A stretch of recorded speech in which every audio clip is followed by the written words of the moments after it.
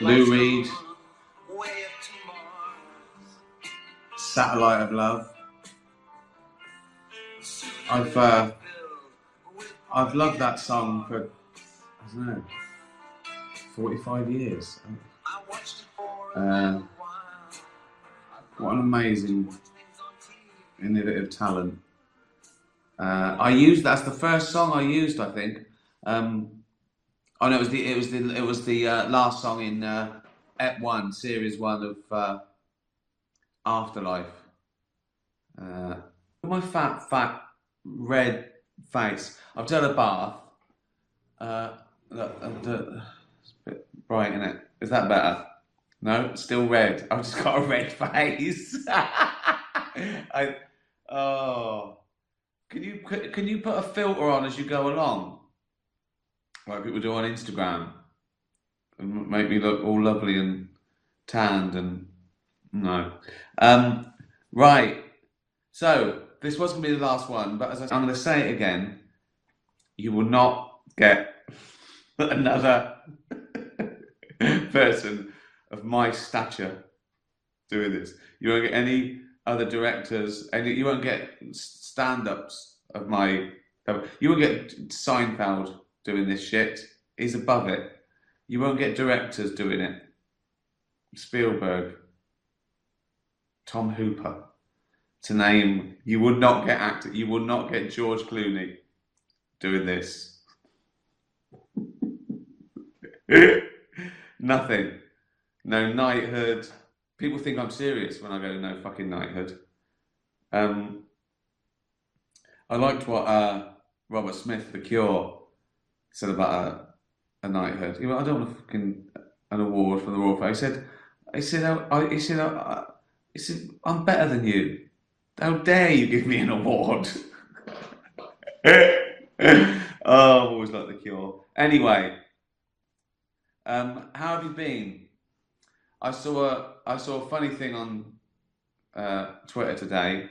I can't really use it in my stand-up, but it would really be a good jumping off point. So someone without irony was having a go at someone for this book. I read a book, right, that they said promotes fascism. I think it was the thing about free speech. So it's one of those things that, you know, if you're right wing, you're a fascist, right? So that's one thing, right? But what they said in this tweet was, remember, without irony, they said, this book promotes fascism. It should be burnt. Is there anything more fascist now? I mean, there's just the word fascist now. It just means someone you don't like, really. Someone who wouldn't let you park there. And you know, a while ago I would have retweeted it or argued, but now you look at their profile and you go, oh, it's just a series of slogans and acronyms and abbreviations. It's the equivalent of like a 15-year-old wearing a jean jacket with 1,000 badges telling you what they like and what they don't. What gets me in some profiles, right, is they have things like, in their profile, they have things like human rights. Yeah? Like, yeah, good. Well, like we're meant to go, what, you're for human rights? That is amazing. That's amazing that you're for human rights. Well done. Well done, mate. Anti-fascist. Really? You're anti-fascist? Well, fucking hell. Are you anti-murder as well? It's like we're meant to go, well, this guy, he's for human rights and he doesn't like murdering people. So, and I look at their little avatar and it's usually a cartoon unicorn with blue hair. And I think, well, if they're anti-fascist and they're human, then I'm going to stop murdering because I want to be just like. Oh God, it's funny, isn't it? It's a funny old world. Let's do some questions. Lindsay, oh, it's 1 year since we lost Ollie, lovely Ollie. And that's how all this started. This is the club, really. This is the Ollie Club. All the people that tune in every week and ask me stupid questions. All the cats and dogs that ask me stupid questions. They're in the sort of Ollie family. So that's been lovely. So yeah, I've really enjoyed this. I look forward to this now, and I feel really good after a nice chat with lovely people. It's better than an interview, because after an interview I go, oh, that was a snidey question, or did I answer that right? Or they're going to take that the wrong way. Oh, that's the headline. Whereas this, I don't give a fuck, because you know. It's like talking to 200,000 mates. So thank you for all that. But it's not over yet. Lindsay, we all knew kids who were funny and had a funny parent and cousin on that side of the family that were funny too. But their sibling, other parent, and that side of the family were misery guts. Do you think, given that a funny gene could exist? Well, yeah. Well, maybe not specifically, but I think they have isolated a gene for something like that. I don't think specifically giving you a good sense of humour or comedy, but there is. I remember reading there is something about, funny can be passed on. I think mainly it's environmental. There is a nature versus nurture argument, and I think both, because I think it probably is environmental that you're coaxed into it. And I think there was an experiment where women and men were sort of wired up and watched comedy, and women were more triggered because women like funny men because it shows good genes for parenting, which I don't know how, but I suppose if you're funny, you've probably got a good outlook on life. I think it's also a sign of intelligence as well, and it's also a social power, isn't it? People are funny because it gives them an advantage in life. It's no coincidence that you don't need to be funny if you're 6'5" and brilliant at fighting, and you know what I mean. You don't have to be funny. So I think there is something to do with it. There must be some sort of social advantage for being funny. So it probably is some sort of selective process, sort of group selection. So I think it's a bit of both. So I think there probably is a funny gene, not literally, but there is something like that, and that's what I don't believe that thing that men are funnier than women. I don't think that's true. I think men try to be funnier more than women because obviously women, evolutionarily speaking, demand showing off. So it might be that. I don't know. But yeah, I think there probably is. It's a bit of both, a bit of nature and nurture going on. I should ask Sam Harris that. He knows everything, which is annoying, isn't it? Leopold and Loveday. We will miss Ricky's bollocks terribly. Think of someone just tuning in. Just like a weird love letter from two cats. It's like Keats. We will miss your bollocks terribly. We wish you all the love this universe has to give. Could you please sing us a happy song? Oh God! All right, a happy song. Well, I only know. I'll do a Brent song, shall I? Oh, this is kill two birds with one stone because someone, is it Leanne or Leah, wanted me to do an American accent, and Brent sings his songs in an American accent. So this is two birds with one stone. What's the happiest Brent song? Ooh la la, right. Sold my shack in Memphis, bought me a Chevrolet, 6 string in the back and a bottle of Jack. and I headed down to Mexico way, singing ooh la la la, ooh la la la la lay, ooh la la la la la la la. It's a beautiful day, oh, it's a beautiful day. There you go. Ooh La La by David Brent, sung by me in an American accent. 2 questions for the price of 1. And there's probably a backlog, isn't there, of people that are waiting for loads of shows that didn't got. Oh, fucking hell. It's a nightmare. I'm not doing it anymore. It's too hard. It's too stressful. Just going to do this. Shit like this. And the odd stand-up going to a country I like. Just pottering around. A retired global megastar. I think I could do it. I think I could still be a global megastar and do as much, but in a lazy way. So, like Jerry Seinfeld, he doesn't do a new show every time. He rolls it over. He's got like a generic, you're seeing Jerry Seinfeld. He said he's like General Motors. He just fires the bottom 10% sort of every year. So, you know, it evolves. But I don't know whether that was an English thing because of Edinburgh, where you have to do a new show every year, or the DVD market when that was big at Christmas. Now it's different. Now if I had like, I just did the greatest, like the Rolling Stones. That's what I do. I'd just be like the Rolling Stones. After Supernature, I'd do the best of and just, you know, do some new stuff every. Think how much new material I came up doing this shite.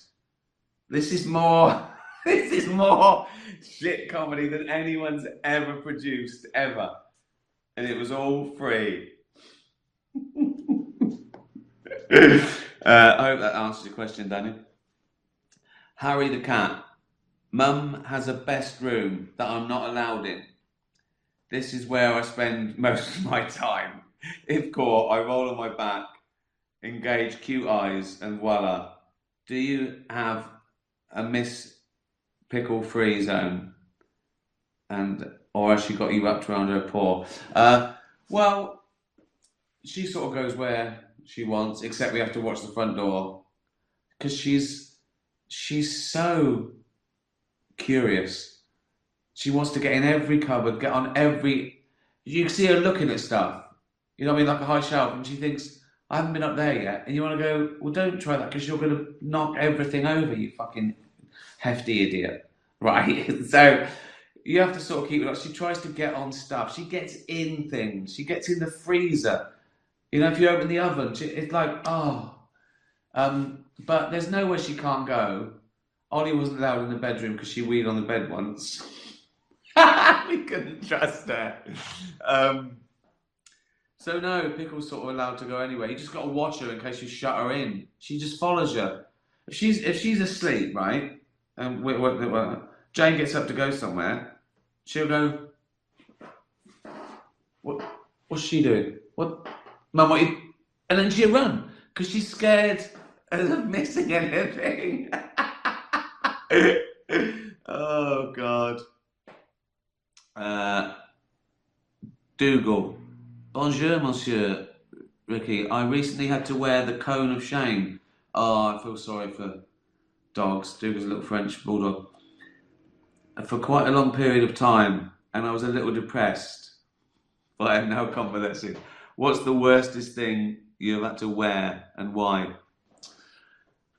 I haven't had to wear. I mean, I've worn some terrible things, but they were by choice because it was the 80s. I probably worse things in the 70s, in adolescence. But were they bad at the time? Probably not. I mean, I think that you look back and you go, fuck me, look at my hair. But at the time, you probably thought, fucking hell, look at my hair. So, I'm not really ashamed of anything I did because you can't be because it's relative to the time. But I have had some fashion atrocities. Uh, I bought I think it was a lime green jumpsuit once at a jumble sale, and I thought I'd dye that black. Didn't get around to it. I sort of found it 3 years later. What's the worst thing I've had? I've done all the same things that everyone else had read it at the time. Fucking extensions, dyes, bleaching, all that. Terrible clothes that I wouldn't be seen dead in now. Uh, what's the worst? What's the worst thing that I didn't want to wear? Probably something for filming. Oh, I remember I had one day with a beard on a fake beard on the invention of lying, and I had to be fitted. I didn't want to do it every day because that's a fucking pain. That's 3 hours. Fuck that. Even for one day, no. Right? I said we'll make it. We'll fit it and have it made. Right? Cost twice as much, but I didn't want 2 hours in the chair. So they did a mould. They fitted it and they got things right. Then went away and made it, and and then they put it on in 2 pieces on the day. And they said to me, "Oh, this is real human hair." And I thought, oh, I wish they hadn't told me that, because that just gave me the creeps. So I had it on all day, but I took it off for my lunch, and I had to do it again, because I couldn't bear the idea of the fork going in, touching someone else's fucking beard on the way in.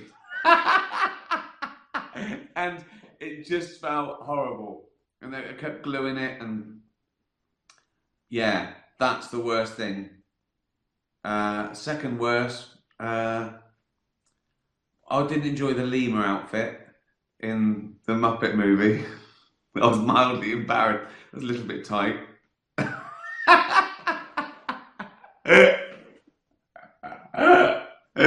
So, yeah. Fucking human hair, beard, not mine. Lemur outfit. Those are my 2 worst things. Bella, you awaken. You awaken to discover overnight you have grown a full coat of hair. Here we go again. Look. Literally all over your body, face included, just like me. Bella's a dog. We could almost be twins. What do? Shave it all off every day, other than the bit on the top of your head, which you can slick back and no one would know any different. That's a fucking pain, isn't it? I've only grown this because I can't be bothered to shave every day. Most of my decisions in life are about laziness and comfort and time saved. That's why I've got 10 pairs of black pyjamas, 5 pairs of black sweatpants. I haven't been wearing underpants during the pandemic, no point. I've had this jumper on for about a month now because the dry cleaner was shut. Covered in cat hair and food, probably. If I was to soak this in hot water, I could make a nice soup. Quite nutritional. Shave it all off every day. No. Just embrace your new look. That beats shaving off every day for me. Even though people would go, fuck me, look, hairy dog boy. I go, yeah, but at least I didn't have to shave my whole body today. So, number 2 is winning at the moment. Start a new career with me as the hairy twins double act. See, it's already paid off. I'd embrace my new look. So I'm hairy all over. I feel hot, wouldn't I, in the summer? But then I'm laughing in the winter. I'd just go with it. I wouldn't give a... you know what I mean? I don't think it's that bad. I don't think it's that... I mean, my career would have been different, I would have thought. I'd be in a circus. I sort of am. I don't know, really. Satire. Yeah, just embrace it. Grow it. Would I molt? Do all dogs molt? I heard that, is this true? That the the doodle, the labradoodle, whatever, the cockapoo, right? Dogs were bred with poodles because poodles were sort of hyperallergenic.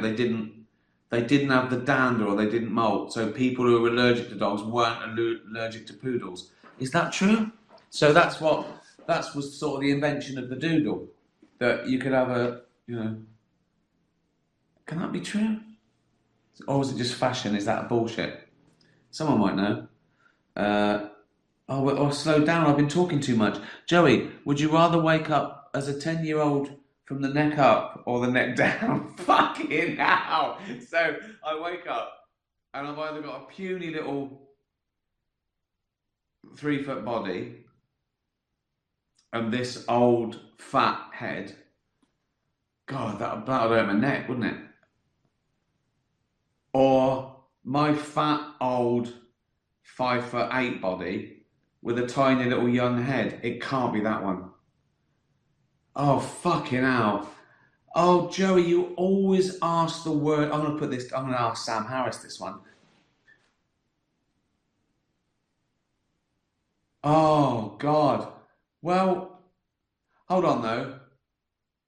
Right, so I think the little 10-year-old body, because then all my organs would be great. I'd be shorter, right, and look a bit weird.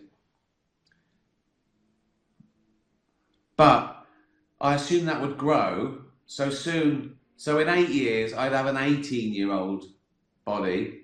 So you wouldn't really. So in height and everything, you wouldn't tell the difference. And I'd have a great liver. I'd be getting older, wrinkled, but I'd be wise. I think you can't have you can't have my fat old body and a little 10-year-old's head. I've got to go. For fuck's sake. Great question, Joey, you idiot. Titch, have you considered making Derek the movie? He could rescue some animals and start his own sanctuary.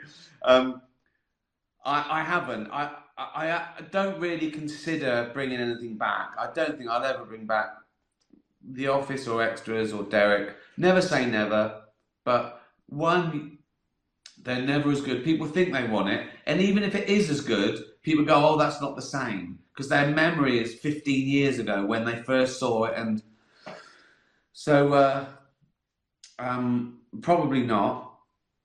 A movie would be funny. I think it'd be too sad for a movie, wouldn't it? It'd be too sad, and it could be sweet, like his very own little Ring of Bright Water or Robinson Crusoe, but with Derek. He's you know. I like the idea. I don't think I will, but it's a nice idea. Maybe I'll bring Derek back for something one day. A little Zoom.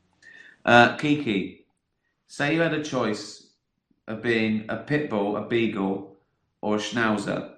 Which would you be and why? Keep in mind your owner is a 50-year-old man who lives in a cabin in the woods, but has farm animals and 2 house cats. It's got to be the beagle.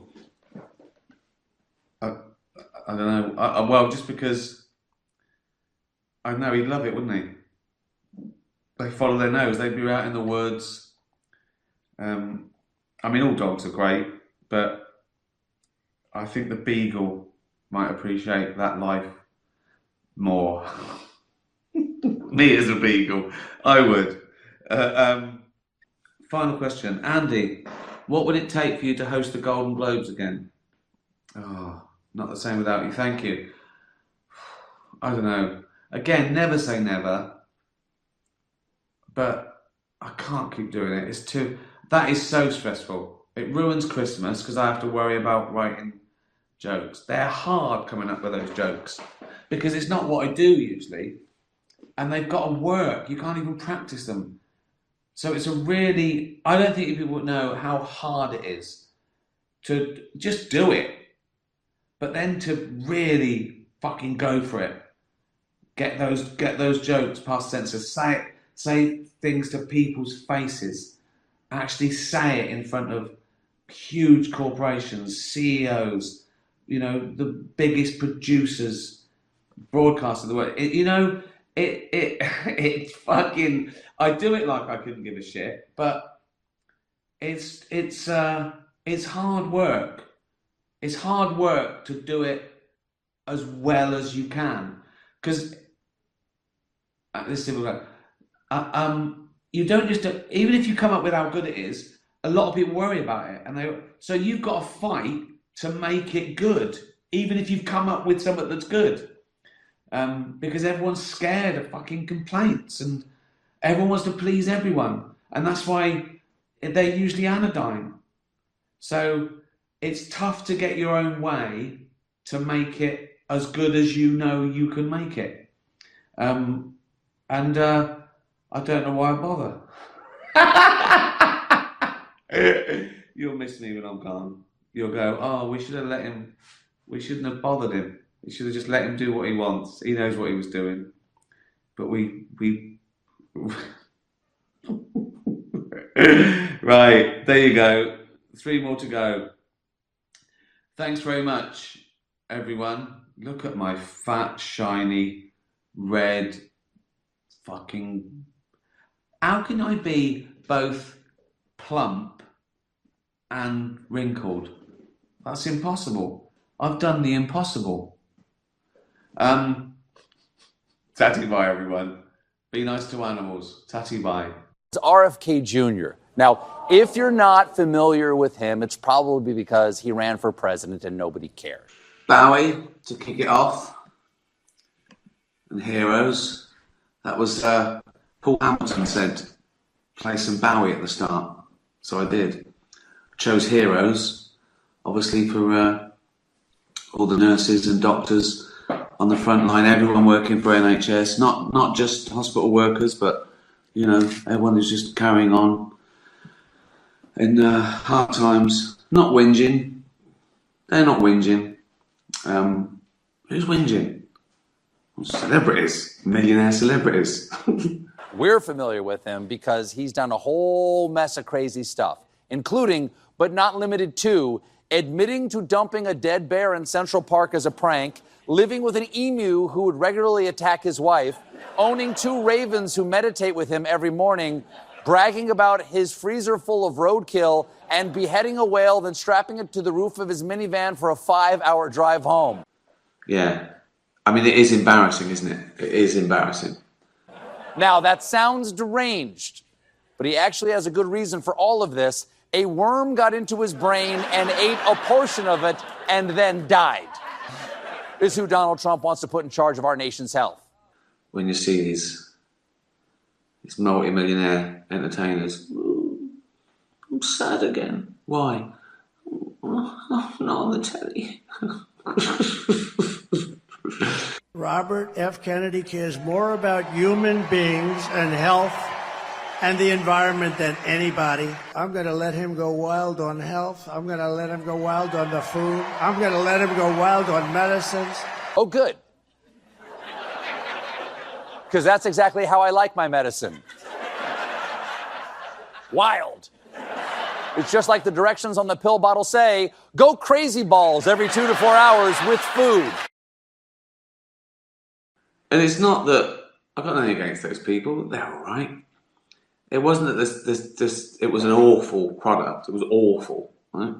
It was the fact that with some of them, and this is always the case with sort of celebrity endorsement or charity, you know, you can't knock people for doing stuff for charity. That's a good thing. But it's when you look into their eyes and you can tell they're going, I am such a good person for doing this. I could cry at how good a person I am for giving up my valuable time, and my time is so much more valuable than yours. Thank you.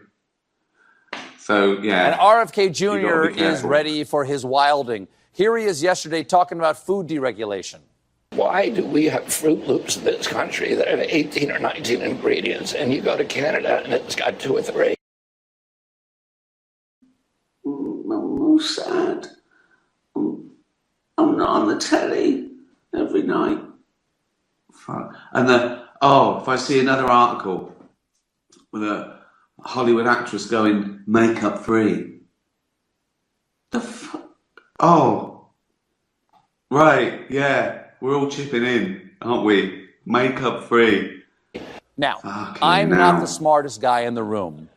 There are no worms lining up to eat portions of my brain. But I went to the Kellogg's Canada website, and it turns out the Canadian Fruit Loops actually have 26 ingredients. And that doesn't even count the gravy, which Canadians use to make fruitine. Oh, God. Oh, but some millionaire celebrities are a bit fed up. Fucking hell. Anyway. Cheers, everyone. Fucking hell. If you will.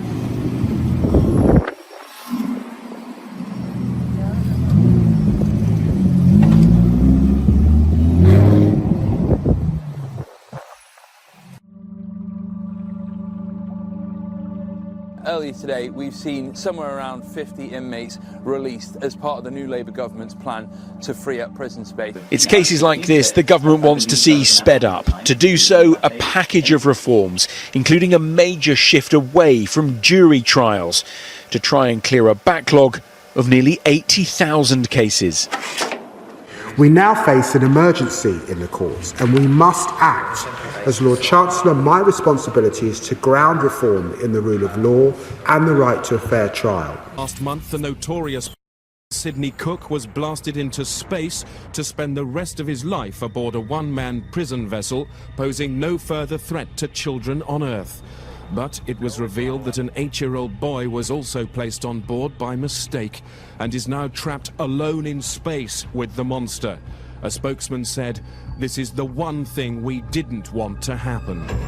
All these changes come as the Justice Secretary admits another 12 prisoners have been mistakenly released in the last 3 weeks. What should be the goal of humanity? Well, there's no goal, is there, really? We each live our lives. The goal of each individual, I suppose, is to be as happy as you can be without hurting anyone else, without infringing on other people's rights. There's probably a list of things that make each person happy. Mine is dogs, wine, this, talking absolute shit for a living, creating. What else? All the usual things, friends and family and all that. Work, learning. People always forget that. I always forget it, but it's great just finding stuff out. So anyway, everyone has a list of things that makes them happy, and you just got to do that all your life, and then die, and probably leave the world in as good a state as you found it, if you can. That's just common courtesy, isn't it? If you borrowed someone's caravan for the weekend, and threw up everywhere, pissed on the carpet, shat the bed, you'd clean up, wouldn't you? Saturday morning. Just common courtesy. Little tip there. As court cases are sped up, that could shift pressure onto a prison system already at breaking point. Look, if I have to be honest with you, whoever thought of this idea, they must be totally out of their mind. Because if you release people in waves, you get crime in waves. It's as simple as that. And you think that's going to happen then? It's already happened. It's already happened once. They've already released early, and they've already got them people already back in jail. But if they want to help people and start helping people, give them a bit of work when they get out or something. Yeah? Not just releasing people out the gate to get on with their life. You're saying just the lack of support, just letting people go out on their own. 100%. This is the only time I've ever had help is today when I walked out and they give me a phone. That's the only help I've had in 20 years. They give me a phone. Okay, yeah? all right. One of the charities, Catch 22. So at least someone's trying to do something, you know? What were you inside for? ABH. ABH, and how long are you in for? 1 year. 1 year. And you got released how early? A month. A month early. Okay. We're just talking off camera about, obviously they've let you out because the prisons are overcrowded. What does it feel like inside HMP Brixton? Does it feel like it's overcrowded? Yeah, it does. Okay, and give me an example of how. How does it feel like it's overcrowded? You're in a single cell and they've got double beds and that. Too many people in the prison. Do you think this scheme that they've done to release people, do you think that's going to work? Do you think that's going to free up space inside the prisons? No, because all they're going to do is put all the people from the riots in. It's going to be filled up again. And no one's getting any rehabilitation. So it's not actually going to bring any of the sort of prison population down or free up space, sorry. They're just going to empty it out and then fill it up with new people. Really? And then they've got the backlog from COVID. So they be in, and plus most people reoffend, so they be straight back in. The caseload is projected to reach 100,000 by 2028, and without fundamental change could keep rising, meaning justice will be denied to more victims and trust in the system will collapse. Mr. Speaker, to avoid that disaster, I will follow Sir Brian's bold blueprint for change. First, I will create new swift courts within the Crown Court with a judge alone deciding verdicts in triable either way cases with a likely sentence of 3 years or less, as Sir Brian recommends. Sir Brian estimates that they will deliver justice at least 20% faster than jury trials. And whilst jury deliberations remain confidential, judges provide reasoning for their verdicts in open court. So this will hardwire transparency into our new approach. Today there's no such thing as mental. Everyone's got an excuse. Everything's a fucking... You know what I mean? It used to be mental. But now, no, he's not. So... I said to Parliament a few weeks ago, I released data at that point, and there had been 91 releases in error up to that point. There have been 12 since then. 2 are currently at large. That's new information that I'm sharing with you. I'm pleased that the trend is downwards because of some of the improvements that I put into the system, a new query unit between our courts and our prisons, digital technology to help to move the system forward. And of course, I've asked Dame Lynn Owens to conduct a review, and she'll be reporting in the spring, and then we will build on what she said. Has your phone been stolen, or have you been caught in an online scam? Changes to the justice system could impact you. New court reforms announced today by the Justice Secretary could make it easier for you to get justice for things like theft and fraud. In an effort to reduce the nearly 80,000 case backlog faced by the Crown Courts, the Justice Secretary David Lammy has announced bold new court reforms. When victims are left waiting for years, justice is effectively denied to them.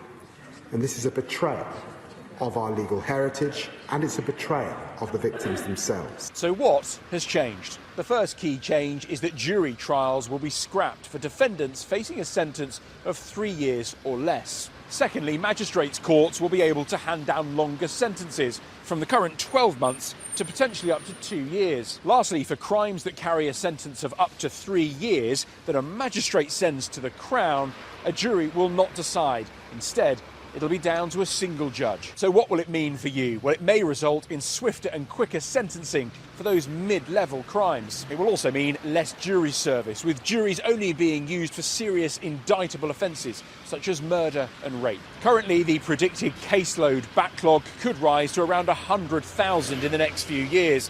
The government hopes that these changes will see victims get justice quicker. The Smiths, Cemetery Gates, one of my favourites. How are you? So, I better get on because there's so many questions. It's ridiculous. And I'm not going to have time to chat. I'm going to try and answer all these questions. I'm not going to get them all. There's been like thousands. But I'll try and get through some of them because I don't want to let down some dog halfway around the world. That's what I've been reduced to. Right, Julia, what is the best show you've ever seen at the theatre? Noise is off. Unbelievable. Is it Michael Frayn? Unbelievable. Just halfway through, I was thinking, it doesn't need to be this good. So it's got to be a good production because it's a delicate, complicated play. And I saw a great one. I think it was the Old Vic. I think it was Celia Emery. Yeah, a great cast. So see Noise is off. And I also saw Mike McKean in is it Our Town, an American classic in New York. And I saw a thing called Blam, which was like almost like a cross between The Office and Sam Peckinpah. It was just like action and a fantasy thing set in an office with like gymnasts. But I think Noise is Off wins best theatre experience. Mum and Sherlock, what triggered, inspired you to write Afterlife? Or is it something thought of a long time? Well, it was sort of an evolution. The first idea, I thought I should do a sitcom. So that's the general thing. And then I thought of what's funny is people telling the truth. I've always found that. But restrictions of society, you can't tell the truth these days. And I was thinking, but what if you didn't care? What if you didn't care about the consequences? What if you were, you didn't care about living? So those were the sort of evolution. That's what would make you not care about living? Losing the love of your life. And all that happens, in a few moments. And but I remember that was the seeds of the idea, and then it evolved from there. Brenda, what happened to Derek's mum? And does he have any siblings? Well, in my head, Derek's mum died. He lived with her, but he died, and then she died. And it, as you know, his dad sort of left him when he was little. And I was thinking about giving him a sibling, but then I thought it was funnier or not funnier, but sweeter, and that the people at the home was his family. And I think a sitcom has to be about a family, either literally or metaphorically. So that's why I didn't really give him any family. So yeah.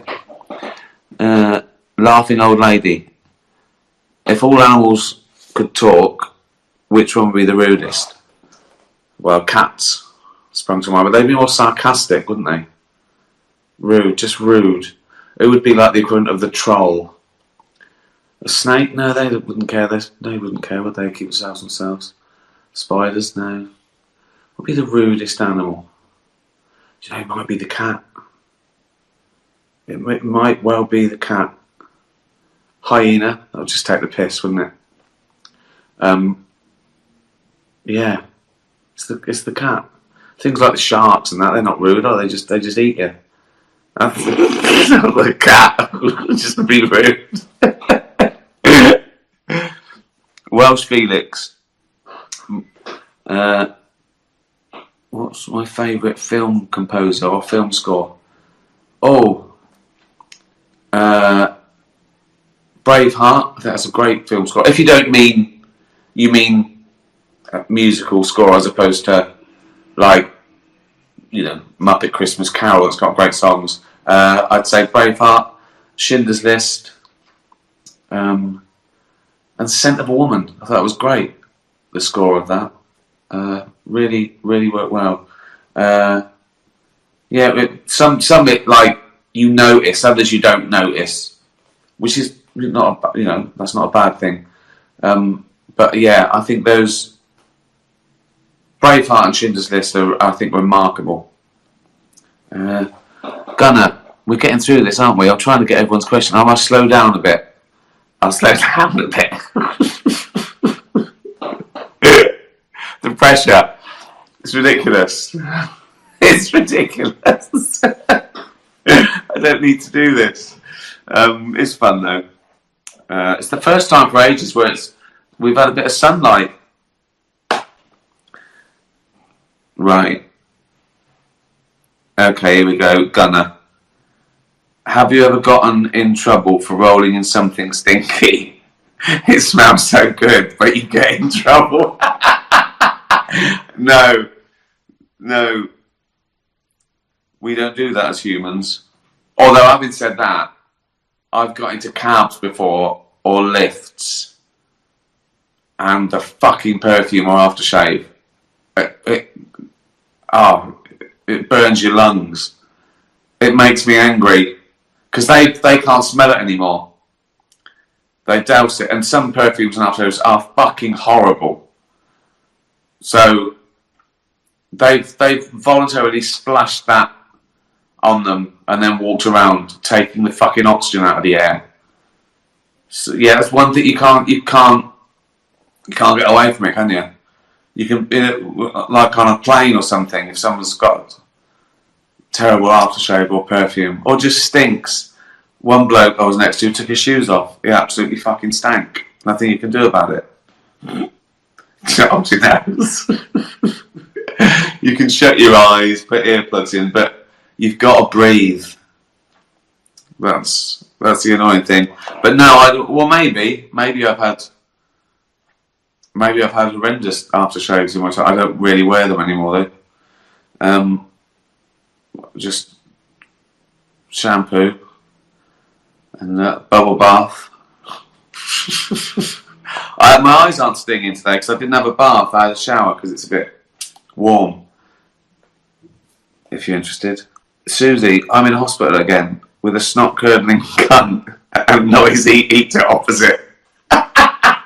Any coping tips? That's so funny. I was just talking about that. I mean, it's earplugs. It's earplugs or, iPod. Even then, I'm slightly angry that I've had to do something about it as opposed to them. But in the long run, it's better. Or be more annoying than them. That's how I often get through life. When there's 7 billion people on the planet, and half of them are probably annoying. Right? That's a lot of people. So I have to try and be more annoying than them. I've tried to rule it out of my life. That's the only reason I've earned money. I need a detached house in the middle of a field. So no one can annoy me. Oh dear. Annabelle, is there a song that gives you happy tears every time you hear it? Oh. I don't know. There's a piece of music that sort of makes me sort of well up, and there's no association to it. Just the chords.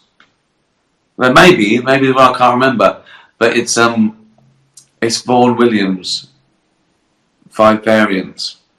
I don't know why. It just, I don't know.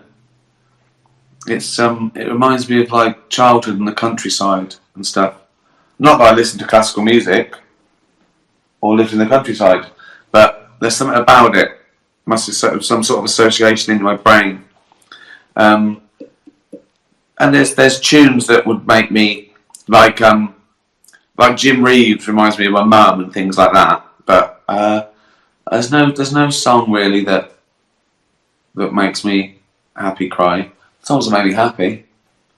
And context, I suppose. Like some of the songs I use in Afterlife, in context.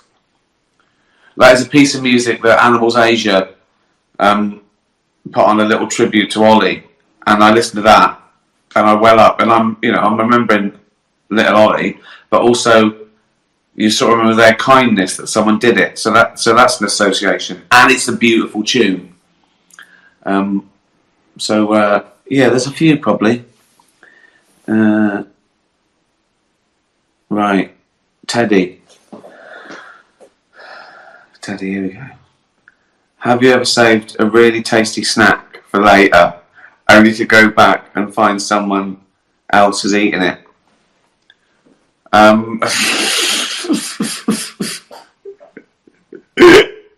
Well, that someone else can only be Jane, and I eat way too fast. The opposite would be true. Jane would have left a tasty snack, and she'd go, "Where's my taste?" I go, "I've eaten it." So, Teddy, it's a dog-eat-dog world. You got to eat it first. You got to eat that food before. Pickle eats her food really fast because she was in a rescue situation with like 17 other cats and a dog, and I think she thought, "Well, I've got food, I've got to eat it now." So we have to give it to her in sort of thirds, so she doesn't just wolf it down and throw it up. Oh dear. Titch. Do dogs from other countries woof in that language? Idiot. Although, obviously they don't say woof in different languages, but there are different dialects apparently of animals depending on where they are, different herds and stuff.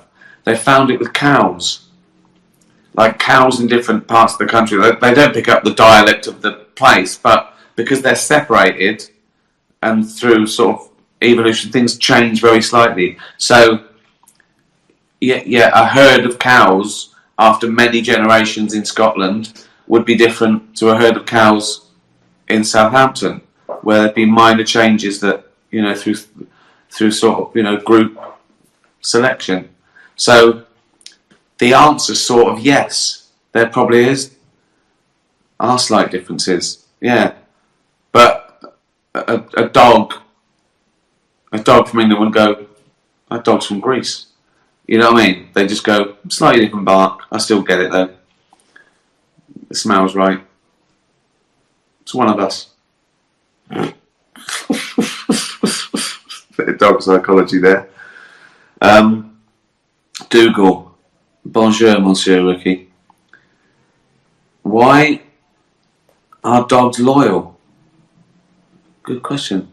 I've heard the story about Hachiko, the Akita, who waited at a train station for his master. Sadly, his master died from a cerebral hemorrhage, but he waited for 9 days. Yeah, there's something about the dog's brain that's similar to ours in terms of like sort of social emotions, and they're fantastic. They pick up signals. They can tell when you're sad and sort of happy. But I don't know. I don't know when we started being friends. We obviously evolved them somewhere from wolves, but I don't know. You'd have to ask some sort of evolutionary zoologist. But it is true, they are loyal. I mean, they're loyal. I don't know why they like people either. Lucky though, isn't it? It was great, that. Here she is, Bella. Earlier this week, I turned myself fluorescent yellow from doing zoomies in a field of buttercups.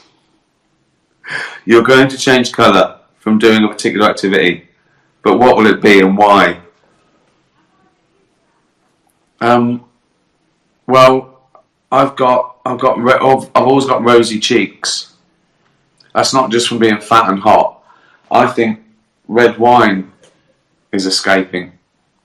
So I think eventually I'll turn a lovely shade of burgundy. I'd be happy with that. Because flamingos are pink because of the shrimps they eat, aren't they? So I think the most dominant colour in my diet would be red wine. Everything else is pretty, bread and spuds and pasta. It's all sort of, beige, isn't it? But yeah, full-bodied red wine. That's the colour I'd eventually become, I reckon. Also, fat and hot, blood pressure, all that, stress. So, I reckon that better.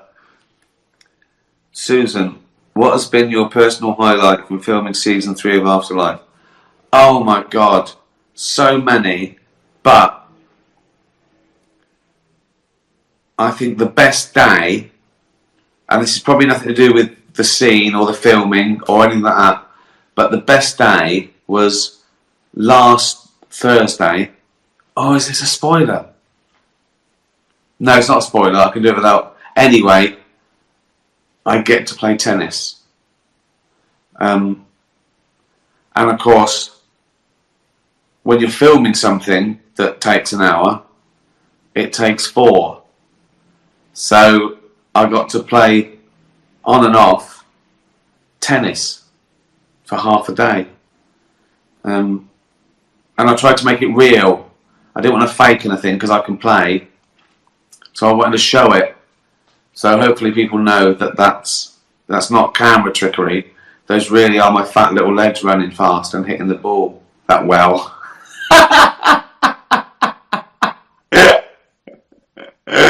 It's like I think someone's going to go, who's that lad?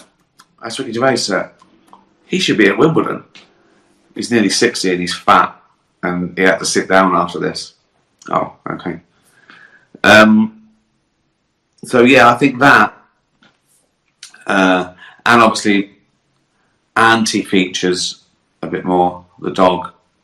So it shows that lovely relationship between one man and his dog type thing. Again, very subtly. It's not a Disney thing. There's no tricks, but there's bits that are just about how the dog saved me, and that was lovely to film. Scarlett, talking of lovely dogs, is Scarlett, the little rescue beagle. I love listening to your new podcast. Absolutely mental. Thanks, Scarlett. Why do you think some humans believe us dogs don't think? I believe we do have doggy thoughts. And we have amazing dreams when our legs move as if we're running fast. I love that. I love seeing a dog dreaming it's chasing a rabbit or something. Maybe it's not dreaming that. Maybe we just assume it's dreaming that. But maybe it's dreaming it's like escaping from the police after stealing sausages from a butcher's. You don't know, do you? Then it wakes up and it thinks, fuck, the police are. You go, calm down, the police aren't after you. The sausages are yours. I go, oh, cheers. Cheers. We just assume they're dreaming chasing the squirrel, but it could be anything, couldn't it? They could be dreaming they're in Chariots of Fire and they would win. Any dog would win the 100 metres, wouldn't it? It doesn't matter. But the average dog can run faster than Usain Bolt. Isn't that amazing?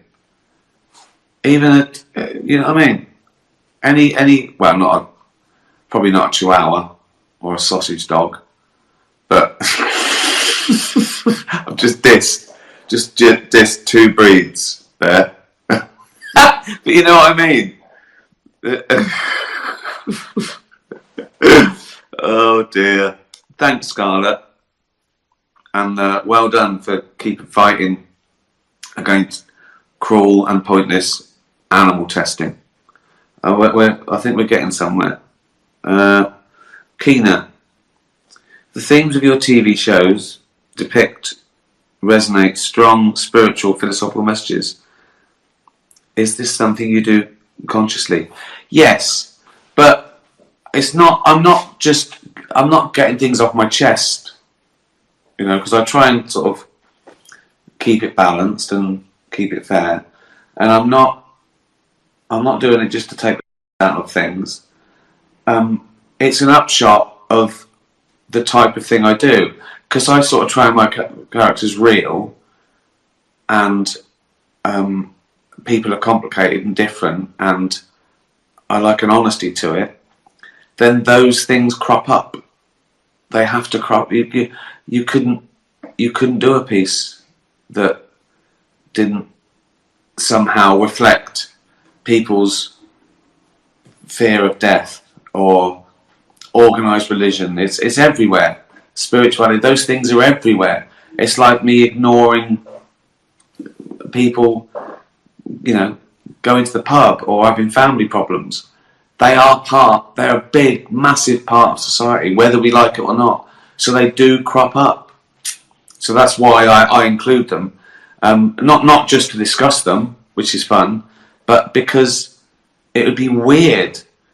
It'd be weird for me to have done, you know, loads of series and films and never talk about death and spirituality and, you know, all those things.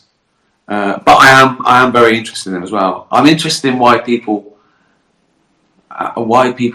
you know, I know why people fear death, but why they think that gets them out of it. But we go into that a lot more on Absolutely Mental. It's still fun, but we really get into the nitty gritty of it. It's nice to use my philosophy degree now and again as well. I think Sam Harris has got 2 degrees though, so he wins. Leopold and Loveday. What's the best thing you've ever discovered? It could be an object, an idea, a person, or a cool place. Wow. Well, right, these things are the first thing that springs to mind. Right, the best things I've discovered. Science and nature, the world, dogs, animals in general.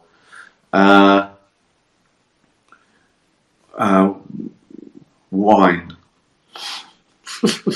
Let's break it down. An object. An object would be probably something like a radio or a record player, because music is just the greatest art form, art in general, but music is so music. An idea.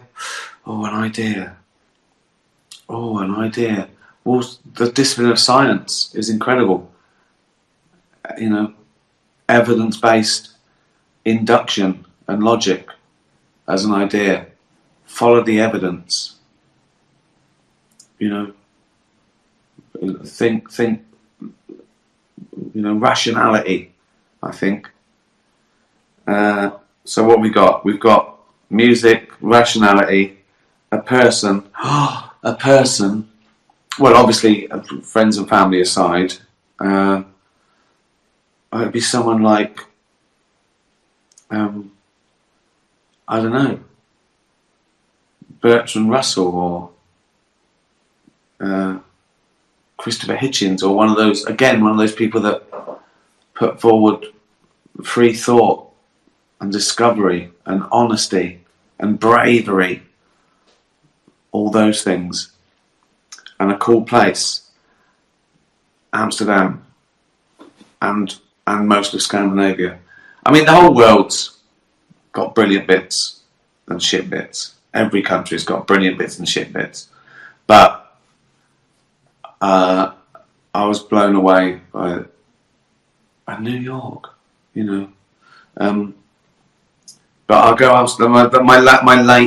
My latest discovery is probably Amsterdam. Copenhagen. Right, last question. Freya, what's the funniest thing Carl ever said?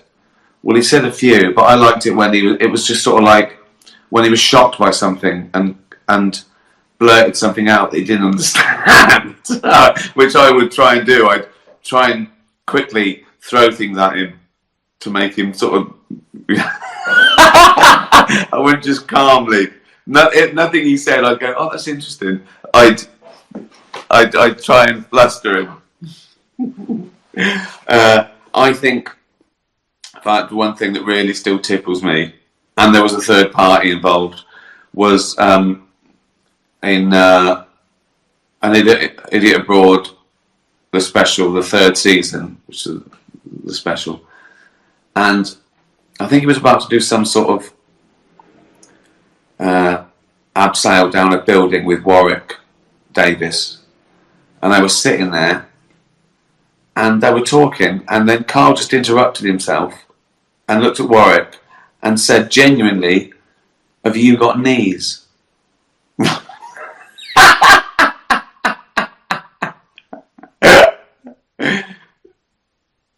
Yeah, yes he has, Carl. Because he's a human being. What do you mean, has he got knees? So that really That really tickled me. And Warwick. Can you sit down on the edge? I can't get any nearer the edge because I've got temperature. Where's your knees? Have you got knees? Yeah. We've done this whole thing together. Well, look at all those questions I got through. I'm sorry if I didn't get to yours. In general, a lot of the questions were, how was afterlife? It was great. What's next? Well, you know. Editing this, promoting this, finishing off Supernature, filming Supernature, promoting that. You know, those two things are like been nearly a year. More Absolutely Mental podcast. Those three things are my next year. And then after that, I don't know. I've got it down to 2 or 3 ideas. And I have to put it out of my head what I'm going to do next, because I should be concentrating on this. Yeah. Just keep working it. Just keep working. Just keep working.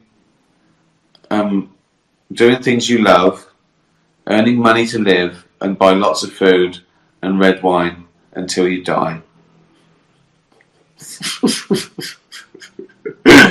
And if you can help a few animals along the way, that's been a good life, hasn't it? So, cheers everyone. Oh yeah, and think of some good questions for Sam Harris. I think it's at 4 when I ask him some of your stupid fucking questions. And it really throws him. It's funny to see an intellectual get flustered. Anyway, there you go. It's going to be old, isn't it, by the time I do it? Although when you deal in sort of classic stuff, like Hitler and AIDS, it's evergreen. So, tatu bye everyone. Be nice to animals.